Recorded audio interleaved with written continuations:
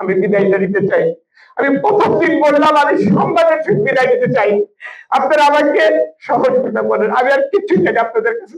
যা দিয়ে মুন্সিগঞ্জ আমাকে সব দিয়ে ফেলেছে, আপনারা আর কিছু বাকি রাখেন নাই। আমি একটু বললাম আমি কিভাবে আসছি, কেন হলাম, আপনারা সব জানেন। আমাকে আপনারা শেষ বিদায়ের জন্য আমাকে প্রস্তুতি দেন এবং আমি কাজ করে মানুষের মঞ্জুর করতে চাই। শুধু এটুকু বললাম, এই সরকারের সামর্থ্য অনুযায়ী যা যা করা দরকার এবং এই মন্ত্রীকে খুব দ্রুত যত সম্ভব আমি ইনশাআল্লাহ ওনার কাজের আমি আপনাদের কাছে নিয়ে আসবো। ঠিক আছে, তখন আপনারা এগুলো যৌতুক এগুলো সব করবেন। আমরা একটা সুন্দর মন নিয়ে এগোই, আমরা কোথায় রাখতে বললাম। আর আমি দানব বলেন সৃষ্টি করতে আসছি, আমি আপনাদের ভাই ছিলাম, আমি ভাই হিসেবে আমি শেষ বেলা কতটুকু পজিটিভলি আপনারা আমাকে এগিয়ে নিতে পারেন এটা আমি কিন্তু জানি। এটা আমার মুন্সিগঞ্জে এসে আসার আগে আল্লাহ তাআলা আমাকে বিশ্ববিদ্যালয় লাইফে আমার ঢাকা কলেজ থেকে আমি বিভিন্ন সম্পৃক্ত ছিলাম।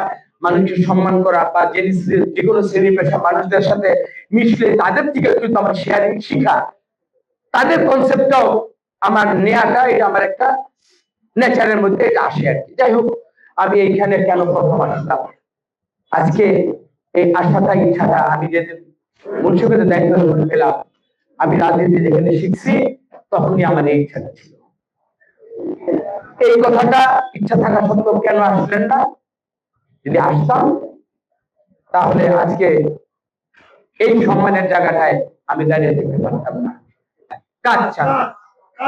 কাজ করতে হলে আমাকে এই আপনাদের সাথে আমার মিশ করা হবে, চেষ্টা করি। আপনারা তো দেখবেন তখন আপনাদের এই কলমের লেখনী যদি বন্ধ থাকে, আপনার বিবেকের দর্শনে আপনি দংশিত হবেন। আমি রতন করে লজ্জিত হবে না, দুঃখ প্রকাশ করবো না।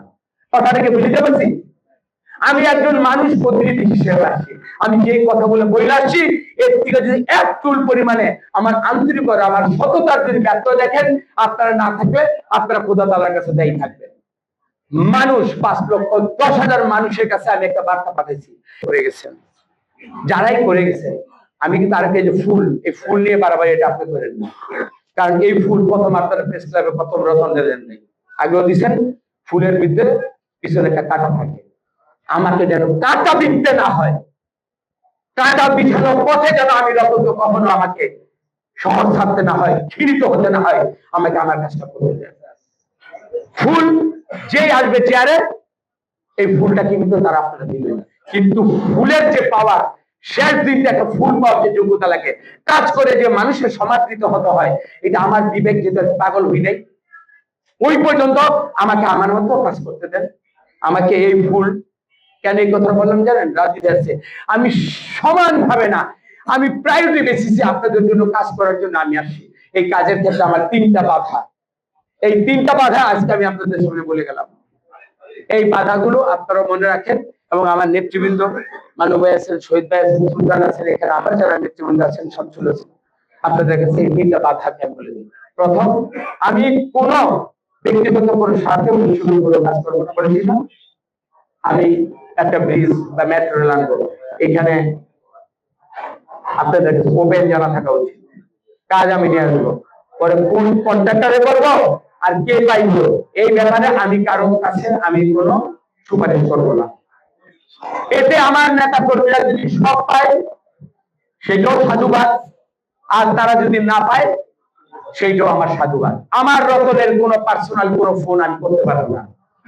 আমি বুঝেছি কমিটি গঠন করবে, আমার সমস্ত নেতৃবৃন্দ 10 জনের একটা টিম থাকবে, তারা ছাত্র দল, যুব দল, স্বেচ্ছাসেবক, এই ওনারা প্লাস আমি গজারে বলেছি, তারা এটা করে ফেলবে।